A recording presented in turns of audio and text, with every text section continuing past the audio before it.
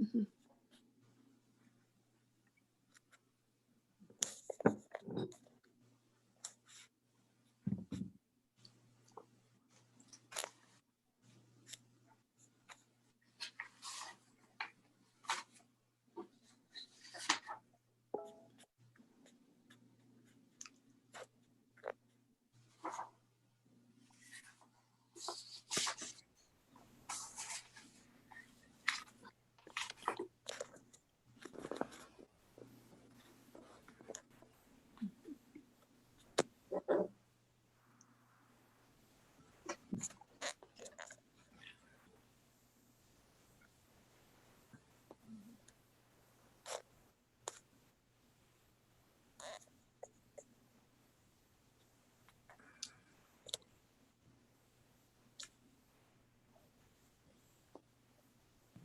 Who do we have on the line at 474-8867?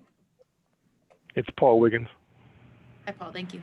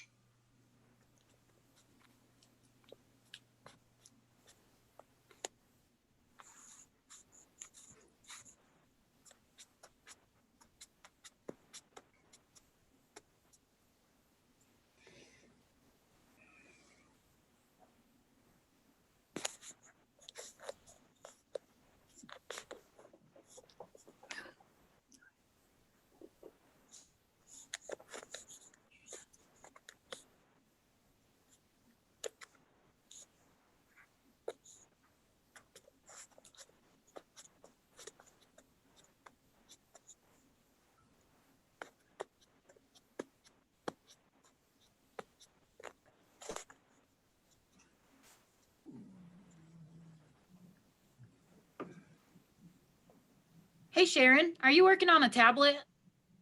Yes. Oh, okay. Well, you mute yourself while you type it. It picks up on the sound. It's like a clicking. Oh, when I do what? So if you can mute yourself while you're working, that way. I'm not working. I'm on a tablet, but I'm not working. Okay, well, we're getting some weird feedback from you. So if you could just mute yourself. I'll mute. Thanks. Sorry.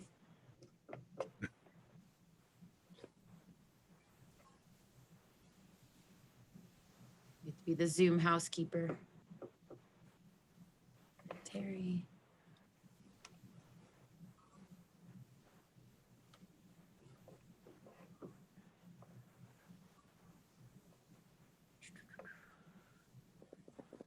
Looks like we have 3:02 as the time and a quorum, definitely. So if the chair wanted to go ahead and get started, we can run through and do a roll call. I can go down the list of everybody that's here, and then anybody that I didn't get, they can let me know. Does that work for you, Chair?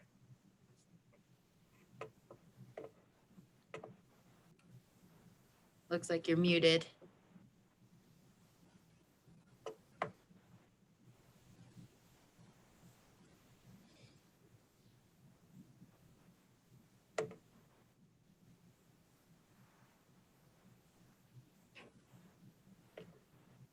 Let's see. Unmute. There we go, I think.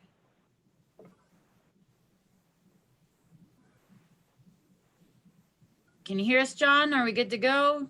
Yep. Can you hear Okay. me okay? Now we can. Yep. Do you want me to go ahead and start with the roll call? And Sure, because I got half a screen up, but we're okay. Go ahead. okay, so let you Notes. go up to order, and then I'll go ahead and do the roll call. Call it 3:03.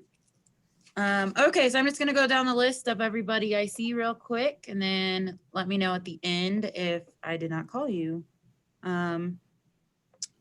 Let's see, I see Carol, Gary, Patty, Gordon, Sharon, Roy, John, Shelley, Ed, Anne, Bill, Jessica McMullen, Terry, PPACG staff and guests. Is there other committee members that I did not mention that are here?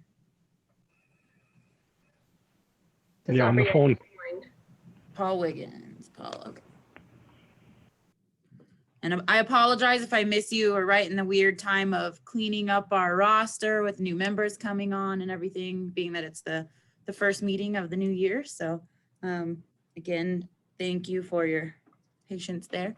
I will go ahead and turn it back over to the chair. And I would just like to make note that if you're making a motion, make sure you state your name so that we capture it in the video and it's easy to record. And if you are not speaking, then we need you to be on mute so that we don't pick up that background noise from you.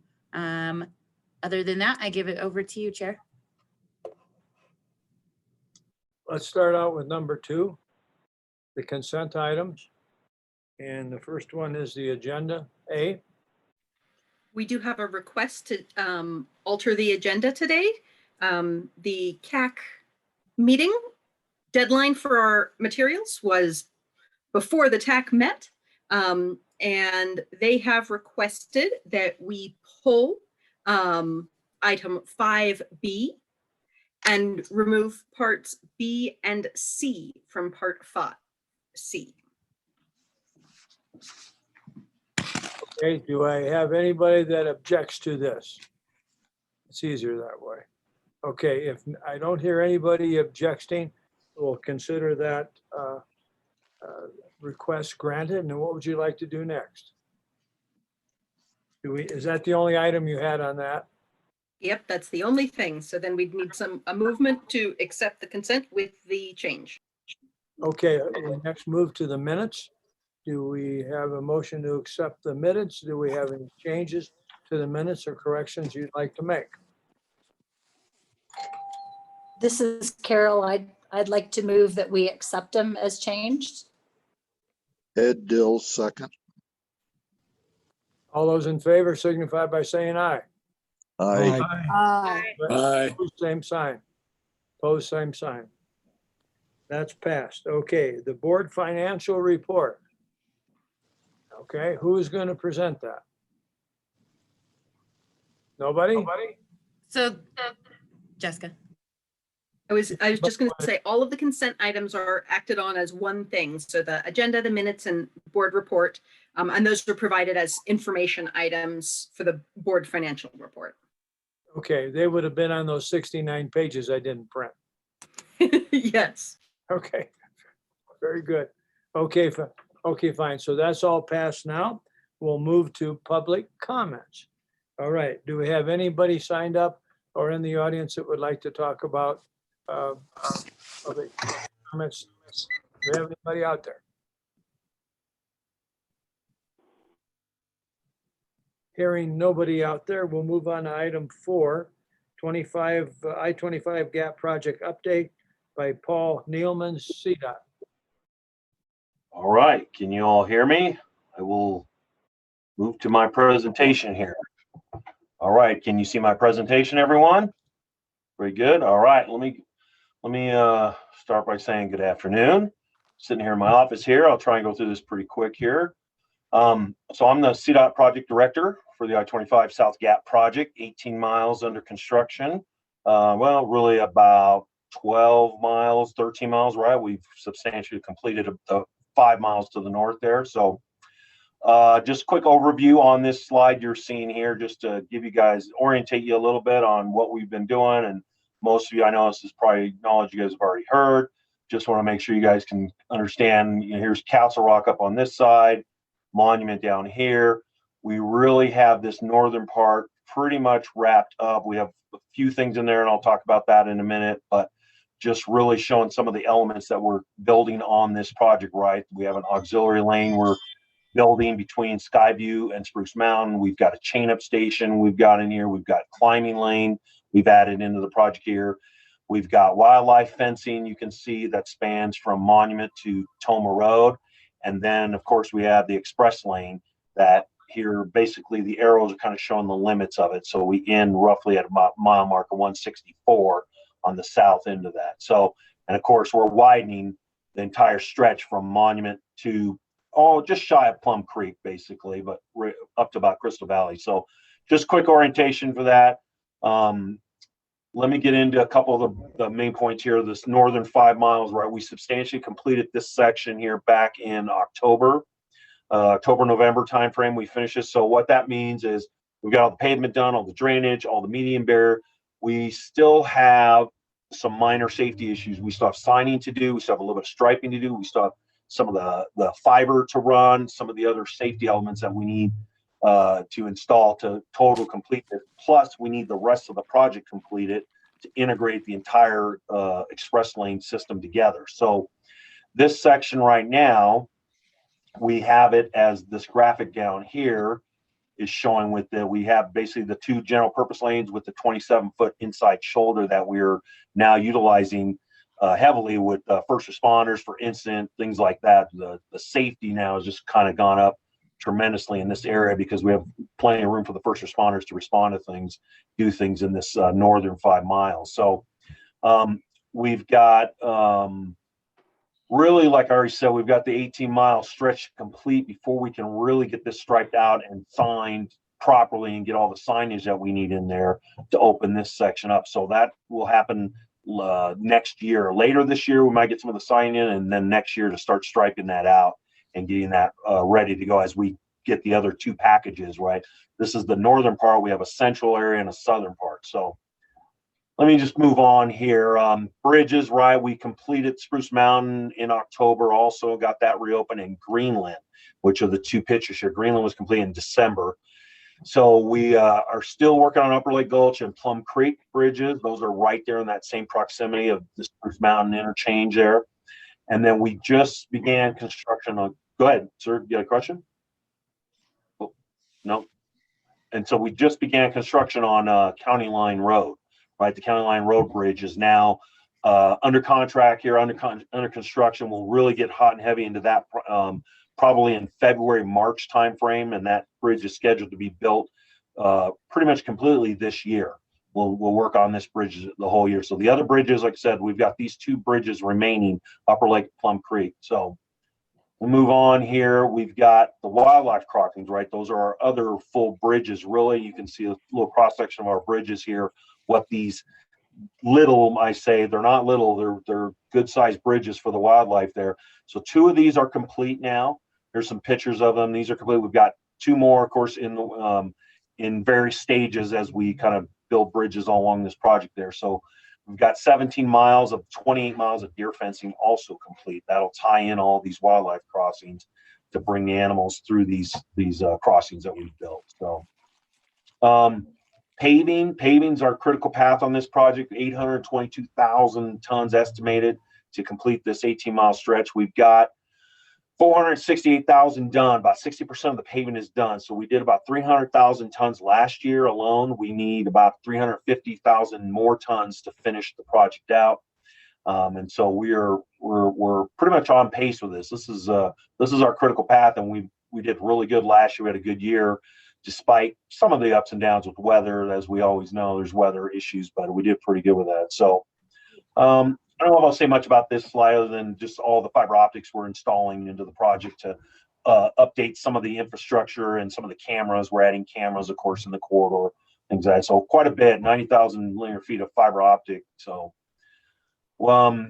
this slide, just a little inside, knowledge on some of our workforce here, right? We've got about 2,700 employees who've been on this job at one time since the project started in 2018. Got $28 million in wages that we've paid out to those people building the project. We've got 30,000 hours in on-the-job training that we're supporting here, plus, which is about 60 apprentices. And just some other stats there at the bottom. We've got over 420, over 420 subcontractors working on this project with DBEs. You see there, we've got over 350 different business suppliers too that are part DBEs and non-DBEs on the project. So a lot of people, a lot of stats there, but just a little insight how many people we do have employed on the project. And I'll get to a little summary at the end about the project and some of what's really going on with all of that. So Also, this slide really just, we continue this safety issue within the gap. We continue to monitor this. We continue to change this, re-strategize how we're working these incidents and how we're maintaining safety for the traveling public and our workforce. So this is ongoing. It's the only reason this slide's in. This never stops with us. Winter operations, we re-strategize in. We still continue our biweekly meetings with the first responders to try and just improve and stay on top of any hotspot areas, anything within the gap that we can try and make better for the public. So, all right. So, and really, this is kind of my final, I believe this is my final slide here. Yeah, this is my final slide, just really the summary of the project. So we've been in construction for 28 months. We spent about $234 million to the contractor, averaging about $8.4 million a month. So we've had some good months. In the summer, we did as high as $14 million a month. And we did $7.5 million worth of work just in December, which is pretty good. And that's really because COVID has not really impacted us. And a lot of people have asked that question, but COVID's been good to us. Can I even say that? But it's been fine. We have not suffered a lot with COVID. We have had people, who've come down with COVID, but we've been able to resequence work and keep on track. So it really has not affected our critical path. So our schedule is continuing on. We don't have any delays. We've been, we're still scheduled for November of 2022 completion date to get the tolling integration stuff ready and begin the integration there. So we're looking good for what our original schedule was. The middle and southern sections, of course, still continue in construction. Those, the end of this year will look really good as we get this another 300,000 tons of asphalt down. And we'll begin to start pulling more barrier back and opening up more and more of the middle and southern sections of the project there. So, but overall, the project's looking good. We're looking good with our schedule to get this delivered. The end of this year is going to see a lot of improvements, and it's going to really open up pretty nice. So everybody's going to see some real success on the project. Besides some of the other things we've done out here, like I said, getting the northern section done, getting the other bridges completed and stuff. We're moving pretty good out here. So. That's really all I have for you. Questions? Anything? Looks like we have one question in the chat from Shelley. Current expenditures are roughly at 234 million. Is that over or under budget? We're right on our budget really for construction. Our construction budget, that's exactly where we need to be to keep on our basically that ties to schedule. We need to have spent that much money now to be on schedule. We've got about another 100 million to spend to get done through November of 2022. So we're right on schedule with that and right on budget with my construction budget. So we're looking really good. So. Any other I questions? have a question if you don't mind. Sure. You mentioned safety several times. I was reading recently that CDOT said we had over 600 people die on our Colorado roads and streets, and 84 were in El Paso County. Do you have any idea how many people have lost their lives on this particular stretch of the road? And will any of the safety items you talk about help reduce those deaths? So I've heard that number too. CSP, like I said, we talk with them every 2 weeks. They were concerned that even in this time of COVID, right, in March, we went shut down and the volumes across the state continued to show this. We ended up with the same place we did the year before, which was a surprise. So within the project here, right, there's been, I believe, 4 fatalities not due to the project though.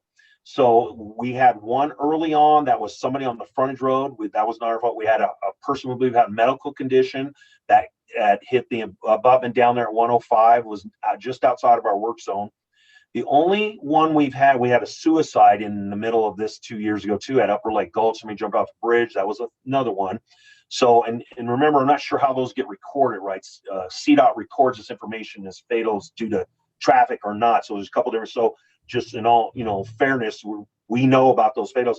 We had the one fatal where the car was doing excessive speed, 80 miles an hour, and hit an impact attenuator and rolled and flipped and killed one person in that vehicle.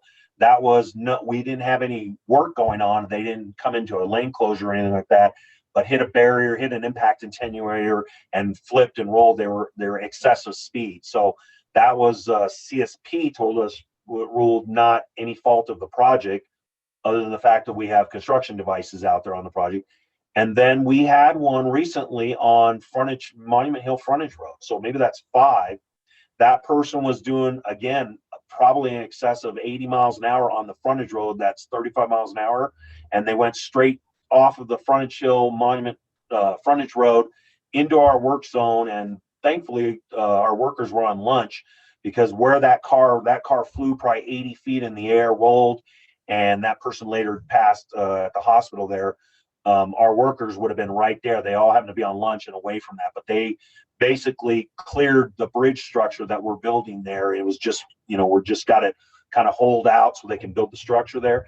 They basically, I say, he did the Dukes of Hazzard there jump, like they used to see. So for us, we haven't really, the knock on wood here, we have not had any fatals attributed to, our construction, our, something we did wrong in the construction area. We've had really good success there. The safety stuff continues. We never stop trying to look for that. I mean, I have people consistently running this corridor on my team at all times, looking for any types of issues, just faulty, something fell over, signs dirty, things like that at all times. So we've been pretty lucky. Prior to this project, we had 13 fatalities in the 3 years before the project ever began. So right now, we've had 5 fatalities in this section. But like I said, none attribute it really to us and anything we've done on the project. It's just people fell into slow down or just medical issues or something, so we've been doing pretty good, I think, on that aspect. Okay, great answer. That's all I had. Thank you very much. Paul, I have a question follow up with that. I remember reading on this John DeVoe, I'm sorry. I remember reading, it was either in the paper or on the TV, that a report by the Colorado State Patrol that COVID has been causing increase in speed, and I think it's nationwide, and increase in fatalities. For some reason, it's a huge difference than we used to have before. So that's got to add to the problems. It probably did. In March, we saw volumes decrease, and some of our accidents, of course, went down because the volumes went down. We monitor the volumes here as best we can. So we're watching. So we saw that decrease. Of course, it came back, but because of the decreased volumes, people think they can go faster, and the congestion is natural slowing people down, but the higher speeds create the same. So CSP had some other data that they had issued like the same amount of tickets the prior year in the 3 months from I don't know what 3 months it was, but the prior year when there was no COVID. And in COVID, they issued like the same amount of tickets of violations, mostly speeding and people doing, they don't stop people unless they're doing more than 20 miles an hour. And they just have like numbers like crazy. Their stats, if you look at their stats, people are just continuing to speed, and we keep continuing to try and control that with variable speed limit signing, just a slew of different things we try to do, but it's just part of it. There's less volume, people are going to speed, and we try to set this whole work zone set up for during storms and things like that. But 65 is what we have curves and things designed for, and then we set barriers and lane closures for 75, knowing we never have the speed limit set at 75. Just trying to get that extra buffer to make sure people are aware if they come into a work zone that it's set for 75, even though they're supposed to be doing 65. We know they're doing 80 because they just won't follow the speed limits, so it's just part of it. I mean, just what do? We keep trying to message. We use a lot of PR. We have a great PR team that, we post and put stuff out there and public announcements, and we've done all kinds of things trying to get the message out to please slow down in the gap. It's just, you need to just mind the speed limits and watch what you're doing. It's dangerous. So yeah. It's unfortunate. Well, thank you for a great report, great information. Anybody else have any questions, Paul? If not, thank you. Thanks for coming. Sure. So informative, and we can pass that on to a lot of folks. Sure, no problem. Thank you all. Appreciate it. Okay, we shall move on to, no, you moved that, didn't you? You moved B, correct? Correct. So we're on 5A. You're right. I'm sorry. FFY 21-24 tip amendment number 8. Catherine Wenger, Senior Transportation Planner. Are you there, dear? I am. Good afternoon. I'm Catherine Wenger, Transportation Planner at PPACG. Go ahead. All right, so this is FY 2021 through 2024 tip amendment number 8. And so I think you said there was a couple new people, so I'll just do a quick reminder of what the tip is. The tip, or our Transportation Improvement Program, is our short-range transportation plan or program for projects that are federally funded in our region. And so these are projects from years 21 through 24. And we do an adoption of a new tip every 2 years, and we add, and we keep adding on 2 years at the end and removing 2 at the front. But occasionally in between adoptions, we do need to make amendments to that tip. And so that's what you see here is an amendment request by CDOT to amend our current document. So what's in the table and in your memo, or multiple tables in the memo, are the CDOT requests to add projects using their regional planning program pool and our RPP. And that is about, it's 82-79% federal and 17-21% state funds source. And so just do a quick overview of what projects they're adding.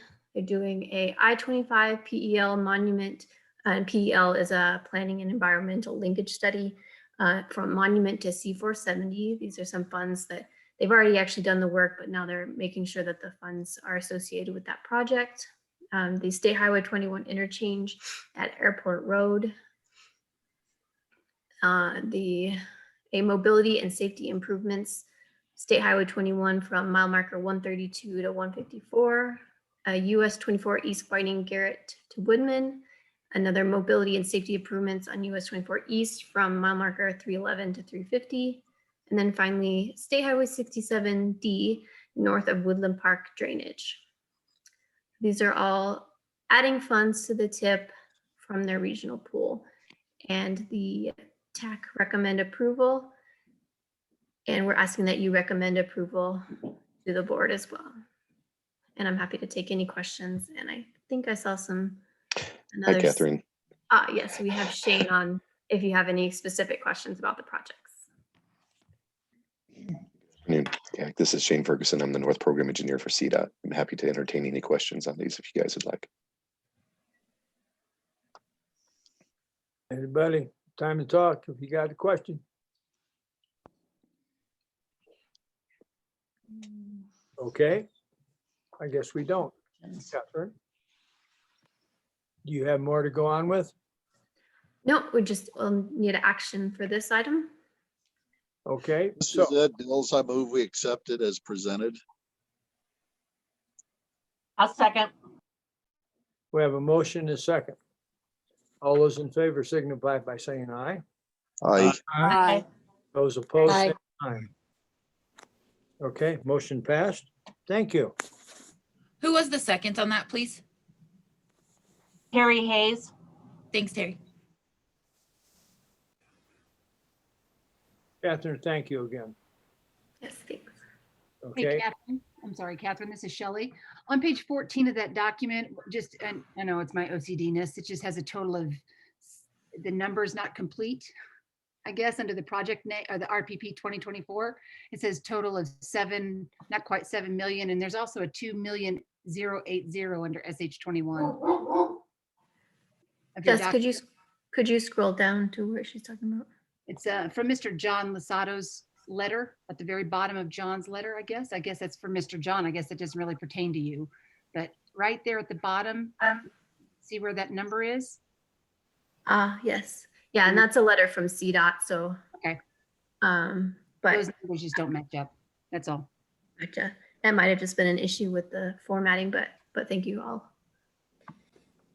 Double check that. okay, so what we'll do now is that item B has been moved, but Catherine, you get all the next three. So you're gonna be Yeah. up for a while. Actually, Mr. Chair, Yes, Can I interrupt for a second? I just want to make sure that everyone's sort of, for full transparency for the items that we removed. I think we removed what, B and C, is that right, Catherine? The stimulus funds and then the TIP amendment, is that correct? Part of C. We're still doing the A, not the B and C part of that. Right. And so Catherine, in anything you're going to be chatting about, are you going to be talking about the relief funds? If not, maybe I should take a few minutes to sort of tell everybody what's happening, what's going to happen, because even though we've taken it off the agenda because we don't need action, I think it still might be good to make sure that everyone has the background. Are you going to cover that anyway? You can go right ahead. Well, Mr. Chair, with your indulgence, just so we have full transparency and everybody knows what's going on, may I take a few minutes just to sort of let everybody know what those items were and why we are going to hold up back on them? We're back to a modified B. Go ahead, John. All right, just so everybody knows, I think right before Christmas, the Congress passed a COVID relief bill, and unlike the previous relief bills, this actually had a provision in it for transportation, $10 billion nationwide. How that gets divvied up at the end was about 134 million for Colorado. We sort of went into scramble mode because unlike most bills, we sort of watched them forever and ever and watched the transportation dollars get sort of pulled out at the last minute. This one had transportation dollars plopped into it at the last minute. So we were caught by surprise. So not to take up too much time, we basically really quickly met with CDOT, met with the jurisdictions in late December, like I said, around Christmas time, to sort of figure out what the rules around these funds would be. It was estimated that PPACG would get around $8.5 million and that the CDOT region would receive another, I think it was, 13, Shane? Something like that. I think the total between the two of them added together, we're close to 24 million. But we all had to sort of move quickly. We looked at the different fund sources and eligibility. As you may have read in the paper, spoiler alert, the region had chosen to sort of put our funds that we received onto the powers and research interchange. So for those of you who have saw that project was going to get advanced by a year, that's how it was able to be advanced by a year, because we were able to move money on it. What we were going to bring to you today was sort of two different items. One was the TIP amendment that sort of moved the money around to get this new relief funds onto the powers and research interchange, while at the same time taking some of our older projects, getting the old money off of those and onto powers and research, and putting the new money on them. Additionally, at the end of the day, it would free up about $1.4 million in relief payments to go to the jurisdictions. That was going to be that second sort of item we were going to bring to you, where we're talking about how that $1.4 million in relief payments could be divided. One of the main reasons why the item isn't coming to you today for action is we're still waiting from guidance from FHWA on what the rules entail to do those relief payments. So that's what that item was. And I think that might even be why that one part that didn't sort of add up, because we were only looking for a certain amount of money to put on the powers and research, while the rest could be freed up for the relief payments. So with that, Catherine or Shane, if I missed anything, please chime in now, or we're happy to answer questions. At this point, we are under a time constraint for the powers and research. So the TAC will meet on February 1st, which is a Monday, so that they can do it.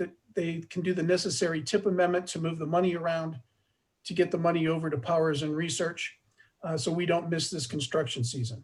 So that might be something, again, that as a group, you'll probably see a majority of these things come back through the normal process, but some of them may have already occurred.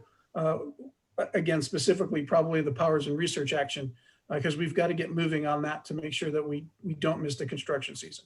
So Catherine, Shane. And that's what the Amendment 9 will be, Part A will be Okay, getting great. that money to go to powers and research. So you will see that. My apologies. Shane, did I miss anything? Or Shane left. So Mr. Chair, if anyone has any questions, happy to answer them. Otherwise, I'll get out of everyone's hair. I'll turn my camera off and we'll let Catherine get on with the Anybody else have a question, John? If not, thank you. You can. I had a question. This is Donna Wood from NEPCO. And I was wondering if there would be any funds available, since this was kind of new funds that came in, that could help Monument with the Jackson Creek Parkway. I know they were going to do a study between Higbee and Highway 105. So I just wonder if there's any funds available for that. Yeah, so not directly to that project, but I think Monument is one of the jurisdictions that's looking for the relief payment. And so once they receive that relief payment, they can put it towards any project they want, which would include the Jackson Creek Parkway. Thank you. Anybody else? Anybody else? If not, John, now you can go finish your day. And Catherine, we're back to you, and we will move on to item C, which is the I think I'm right, yeah, FFY 21-24 TIP Amendment number 9. I have a question for Catherine on that last section that she went through. Is this appropriate to ask now? Sure. Okay. On that PEL study between, that goes up to, I guess from, I don't know where it starts, but it goes up to C470, I-25, C470. Will they be looking at Highway 83, and do they take into account the migration corridor of the elk or the deer, since we seem to have every year a huge herd that, crosses that Highway 83? I'm not sure, and unfortunately, Shane, who could have answered this, has dropped off the call. So let me write that. If you could send an email to like Jessica M requesting that information, we can get it to Shane and get you your question answered. Yeah, unfortunately, I don't know too much detail on these projects. Thank you. Why don't you continue with C now, Catherine? Sure, thanks. All right, so this is another TIP amendment for amendment number 9. The reason there's multiple amendments is just because we wanted to keep these items separate so that we don't confuse everyone, and we want to make sure everyone's very clear on what's going on. So this, as John mentioned, we have some funds for the stimulus coming to us, and so some of our old funds we're going to swap out for the new funds. And as far as their SDP Metro is what we call them. For us, they're also called SDPG from the Federal Highway. So just you might see a couple of names for that. But these new funds are 100% federal, so they don't require any local match, which is why we are swapping funds out for our old SDP Metro ones, which do require a 17.21% local match. And so not to confuse things anymore, but so we are doing a swap, as John mentioned, and the old funds are going on to the Research and Powers project. And so this TIP amendment is to swap those funds with projects we currently have listed in the TIP, and then also to add those old funds to Powers, and then a little bit of the newer funds. So let's see, let me go through that list real quick just to clarify what's going on. And we're just doing part A on this amendment. As we mentioned, we'll having to do part B and C another day. All right, so the first one you see is Colorado Springs Paseo Road Bridge replacement. And these are going to swap old SDP Metro funds for SDBGP, which are the stimulus funds. Same thing for Academy Boulevard reconstruction. All funds are staying the same, by the way. No projects are getting additional funds. It's just swapping out the type of money that we're using for them. And then we have MMT Route 12 Phase 3, and then El Paso County Walker Road, also known as State Highway 105, their corridor improvement project, El Paso County's Arnold Avenue Bridge project, Fountains Regional Trail Extension, Fountains Indiana Avenue and their BNSF Railroad project, and then CDOT. And then this final one you see is the CDOT / PPACG Powers and Research Interchange Funds. So we're adding the just over 6.7 million of SDP Metro funds, another about 309,000 SDBGP stimulus funds, and then Region 2, CDOT's Region 2 state source SDP money, another 1.47. So a total of 8.548463 is going to the Powers and Research from our area, plus additional funds that John mentioned as well, since it's a very large project. All right, so with that, I can take any questions. Hopefully we didn't confuse you too much with all that's going on with these stimulus funds. Anybody have any questions? I have a question. This is Shelley. Powers and Research Interchange, that is basically just being moved up a year. Is that what I understand and what John said? Correct. Yes, yes. They originally were thinking they were going to get some state bill funds with the COVID thing. It was up in the air, and now with these new stimulus funds, we're able to advance the project and get that moving. I believe they can go out to bid in April. So, yep. And that was the rush for didn't want to miss the construction season, correct? That's what I understand. Yes, okay. Exactly. Anybody else? If not, will somebody make a motion? This is Shelley. I make a motion that we accept the tip amendment 9 as is. Second? This is Roy Rosenthal. I'll second. Thank you. All those in favor signify by saying aye. Aye. Aye. Aye. Same sign for nay. Hearing none, motion passed. Okay, Catherine, you're on the 2021 safety target setting. Thank you. Me again. Sorry, busy month. All right, so these some of you might have seen before. Since they are our annual safety targets, we have to reset them or resupport CDOT every year. So these are part of our performance measures that we use to track and maximize the benefits of our planning decisions and dollars. So we use a data approach to programming our funds. And so, it links things to the long range plan, our short range plan, the TIP, and also our congestion management process. So federal regulations require that we establish new safety targets every year for the 5 measures that you see below, for number of fatalities, the fatality rate, the serious injuries, the serious injury rate, and then the number of non-motorized fatalities and serious injuries. And so every year we come to you to talk about these.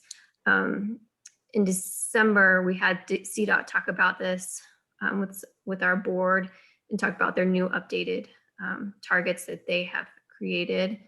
And you see those below in your memo. Every year, or the previous 3 years, we have chosen to support the state targets instead of setting our own. We are recommending that we do that again this year. Because as a MPO, we're able to set our own or we're required to set our own or support the state targets. And so that's what we're doing here.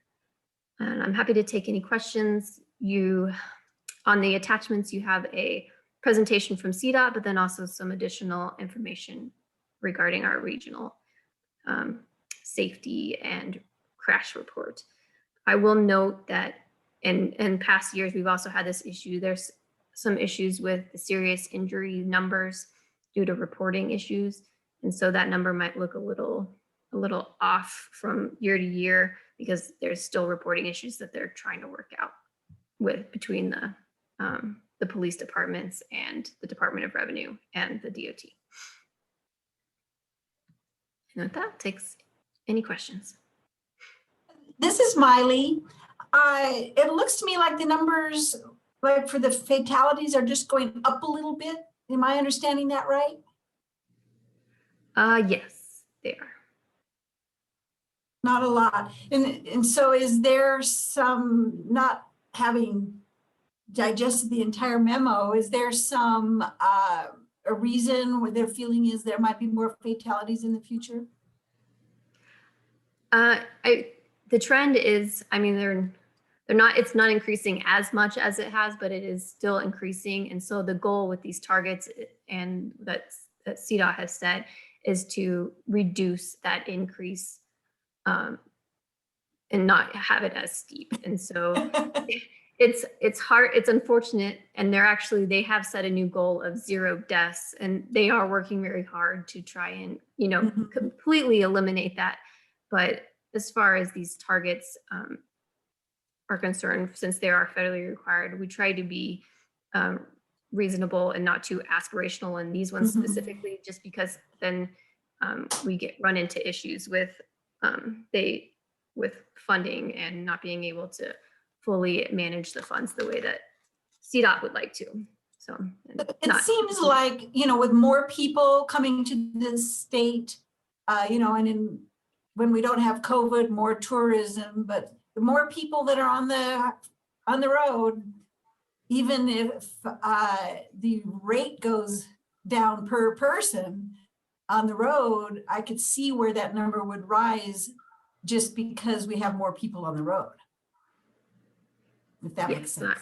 Yeah, I'm sure that plays a big part of it too, since our population is increasing and we definitely have more out-of-state people coming.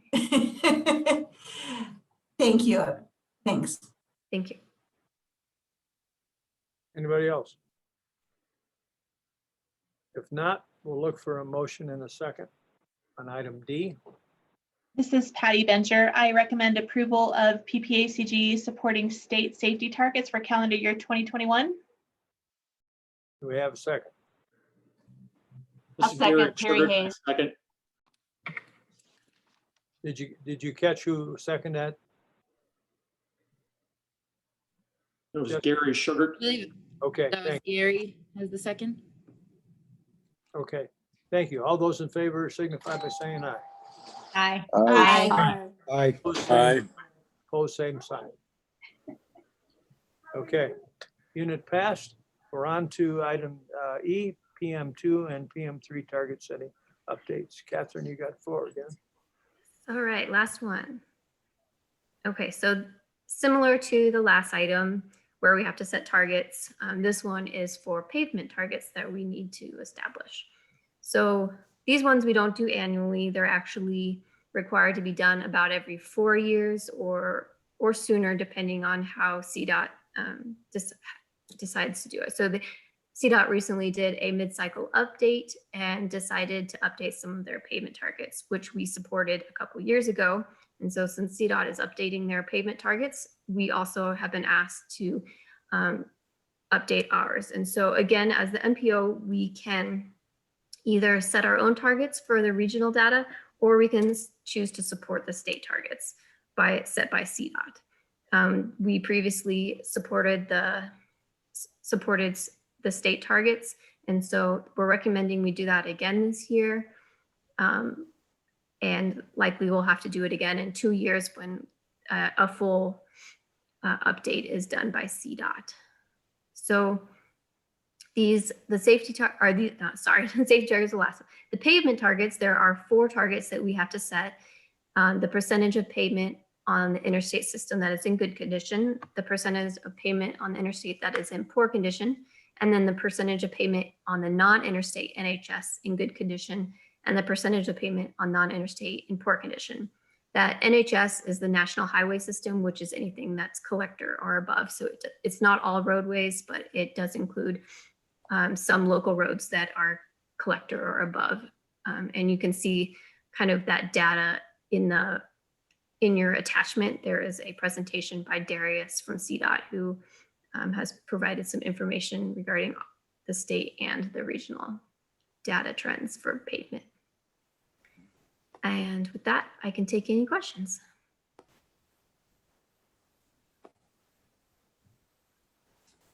We've asked her a good question, and every one of these we can't go by without asking her something like this.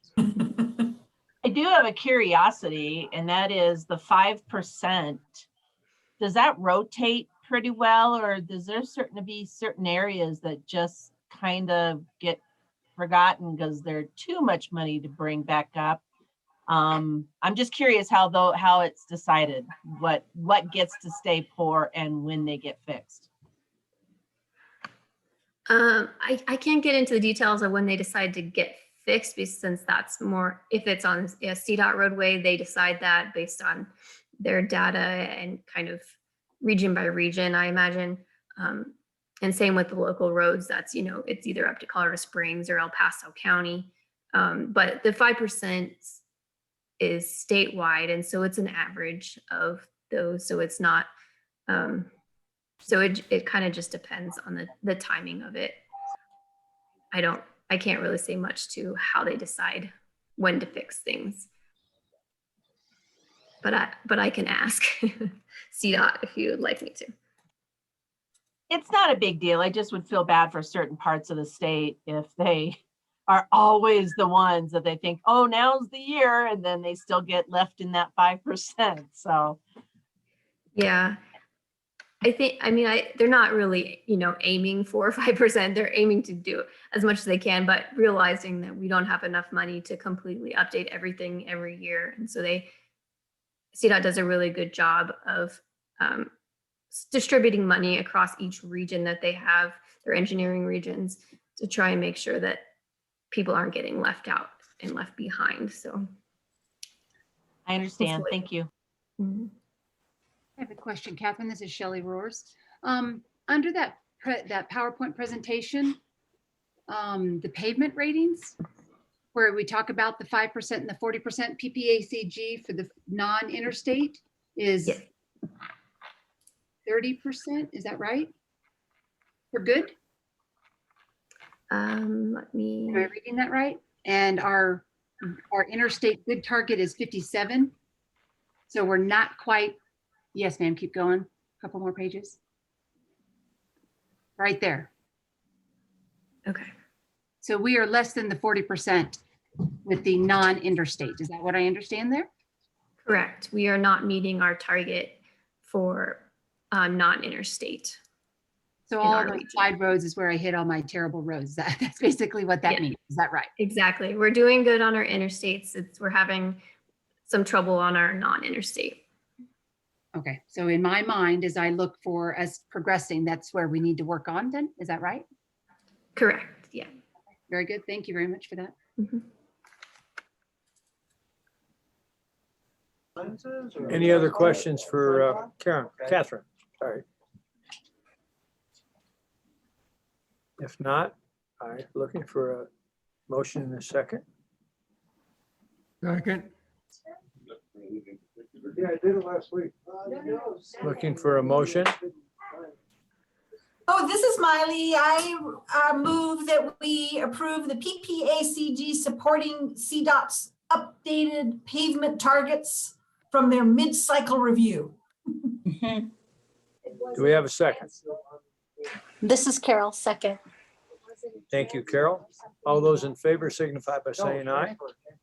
Aye. Aye. Aye. Opposed, no. Motion passes. Catherine? Thanks, everybody.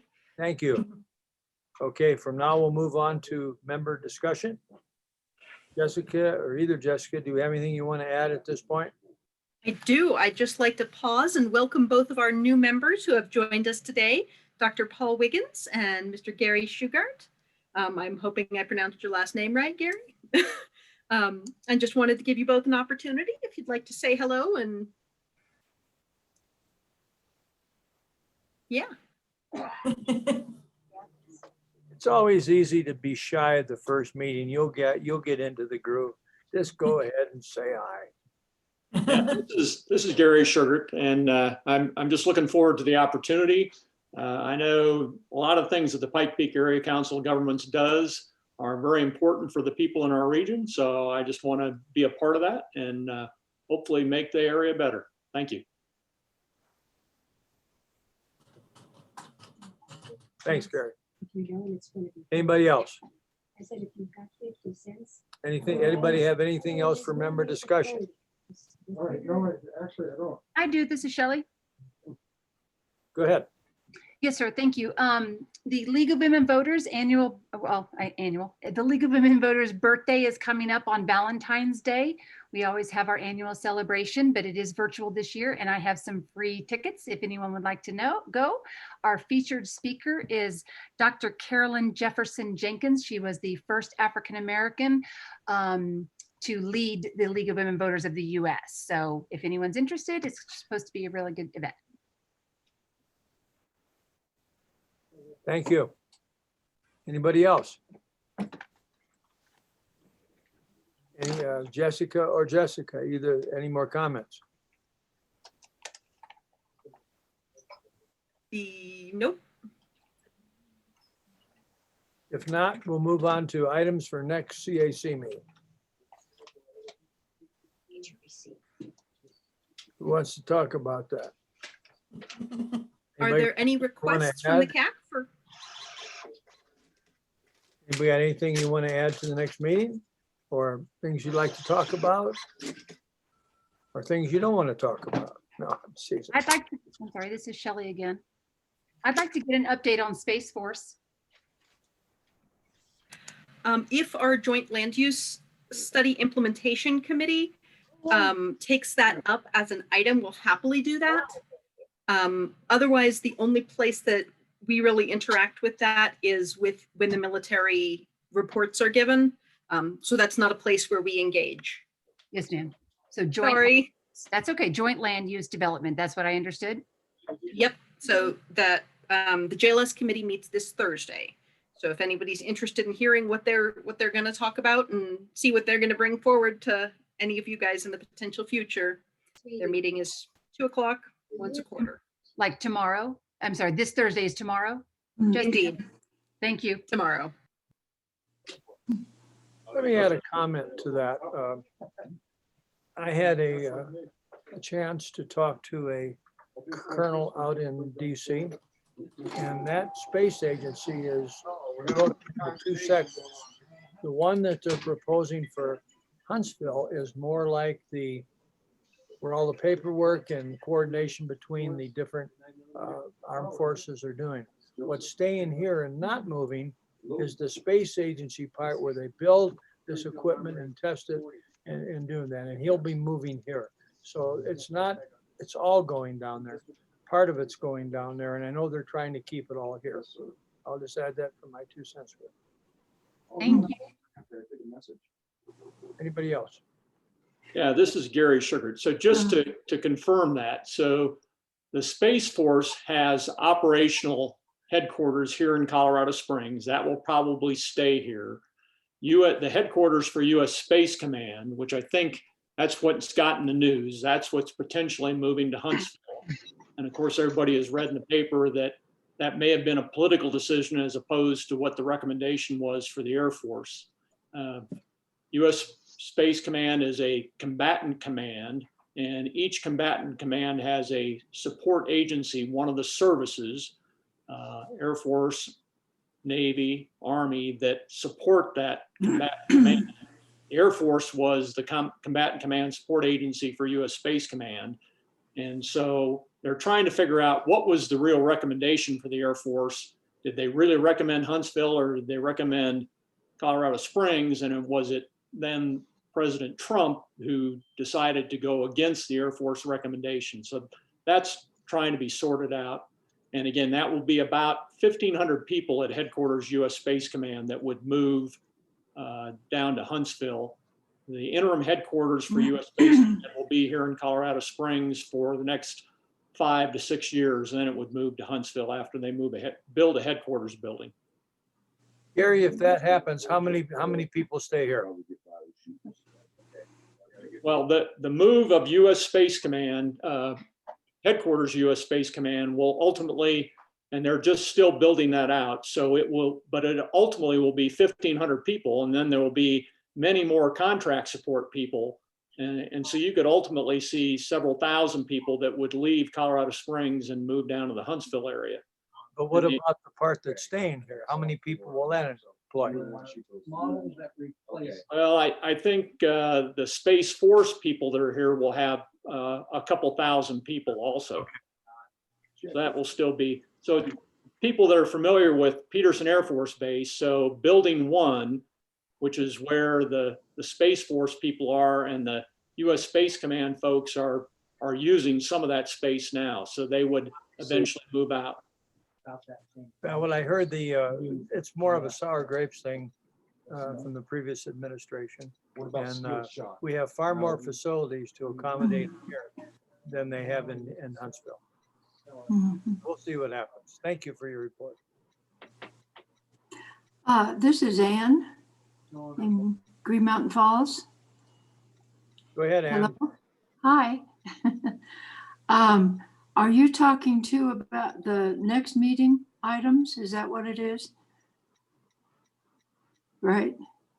Go ahead. I wonder if we have any more information regarding the legislature or anything that is going to be done about fire mitigation. You will indeed get our updated legislative item at our next February board meeting, because the legislature will have resumed and we'll have some things to talk about, unlike right now where they've been in for 3 days and gone. So they're scheduled to resume February 16th. So you will get a update on legislative items at our February 24th meeting. I'll make sure to put that on the agenda. Well, that's great. You know, we're concerned about the fires, and so any information we've got about that would be helpful. Thank you. Thanks, Ann. Anybody else? I have something for Ann regarding fire mitigation. Mhm. And there's a grant program that they just promoted that gives, you can't do it for past fire mitigation, but you can do it going forward, and it's first come, first serve. But it's $500. I know that may not seem like a lot, but it's $500 for a home to help with some fire mitigation. I'll forward the information on to you. Oh, that would be great. Our fire mitigation committee is meeting tomorrow night. We're just kind of getting going. But Green Mountain Falls, you know, is so small, and we've got a lot of trees, a lot of people. So thank you. Ma'am. I'd appreciate that. You have my email, I guess. No, probably not, but can you just put it in the chat? I'll get it there. I don't know how to do that. Isn't that dumb? No worries. I'll get it from Jessica. It's all good, Ann. Thank you, Shelley. This is Donna Wood from NEPCO, and I have a question on if we will have information on PPRTA or from them. Yes. We do not, because they are a completely separate organization. For information on the PPRTA, you can attend their CAC meetings on the first Wednesday of each month, or their board meetings on the second Wednesday of each month. Thank you. Yeah, that's sorry. I feel like I'm telling you all know a lot. I'm sorry.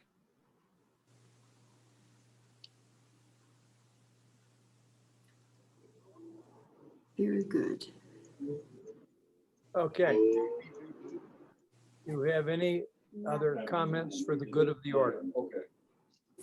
I have one other question. If Jessica, I don't know, maybe this will be covered or it won't. I'm going to be attending the meeting on the El Paso County Master Plan. And does that roll up into a PPACG Master Plan? They do not. They are separate, although we are engaged in their committees developing those. So currently, I believe Brian Potts has been our representative on that. So will we ever have a presentation from them once they complete the plan? Or is that not our thing. Is that no too? Let me plot upon that and see how well that would fit. That's what I need to think about and see if we've ever done that before. Because we do have 16 different municipalities, and I don't know if we'd want to ask each and every single one of them to present whenever they do a plan like that. But if it's the county one, I would think those would all roll up into it. But look at that. And thanks for your consideration. One of the things we have to consider is that turnabout's fair play. They may want to come and look at ours then too. Just think about that. Yeah, leave any receipts around. They have reached out to different communities, because I would say probably about over a year ago, they did reach out to me about the Tri-Lakes area, but I think they've done it very preliminarily, and I have not heard back from them. So I think it would be a good question. I know I'm probably going to ask about it to them directly and see what other input they've gotten from the outside communities other than just Colorado Springs centric. Anybody else? Any final comments from anybody? If not, I'm looking for a motion to adjourn. I move that we adjourn. I'll second. Aaron Brown. We have a motion and a second. All those in favor say aye. Aye. Aye. See you next month. Thank you all. Thanks, John. Okay. Goodbye. Okay. Now I do a check.